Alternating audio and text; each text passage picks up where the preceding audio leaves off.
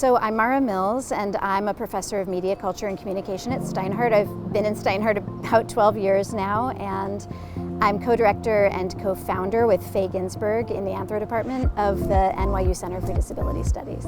So a group of us affiliated with the center have been working for the past 2 years on a 3-year funded National Science Foundation project related to documenting the variety of experiences of disability communities in New York during the pandemic.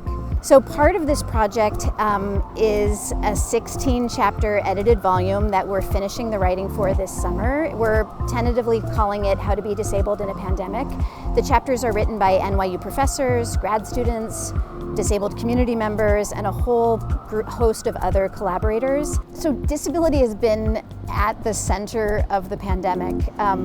For one thing, the pandemic is a mass disabling event. We need to learn from and follow disability expertise in responding to the pandemic as it continues to go on. We know that disabled people are disproportionately impacted by the virus, but particular disability communities are also disproportionately impacted in really different ways by city and national policies, by hospital policies like ventilator allocation guidelines, by workplace protocols, by stigma, by racism, and by violence. I'm Emily Lynn Rogers. I'm a postdoctoral fellow at Brown University, associated with the Congregate Center for Humanities there.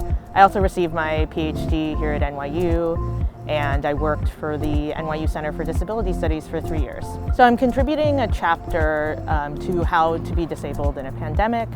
The chapter is based on my research on myalgic encephalomyelitis, also known as chronic fatigue syndrome, or ME/CFS, which is an ethnographic and historical exploration of the politics of ME/CFS, the long-time dismissal of ME/CFS, and also looking at patients' experience and also how activists have pushed back against dismissal. So in terms of how the pandemic has changed non-disabled people's experiences of isolation, it has changed in a way that people with ME/CFS in particular have lived for a long time. And to give an example, things like Zoom.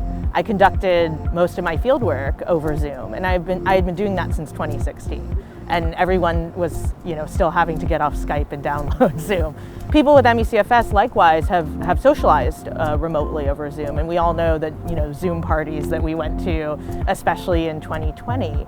So I think it has revealed a lot about how hard isolation is, and I think especially as New Yorkers, being quite social people, it has revealed that this chronic illness, ME/CFS, which has been dismissed for so long, is actually incredibly debilitating, both physically and socially. We're hoping that non-disabled New Yorkers will learn a couple of things about disability from this pandemic. One, that disability is not a monolithic category, it's a very heterogeneous category, but also that there's a lot of disability expertise out there, and that disabled people are the experts on the pandemic and on responses to the pandemic and on continuing to live with this virus moving into the future. So listen to disabled people.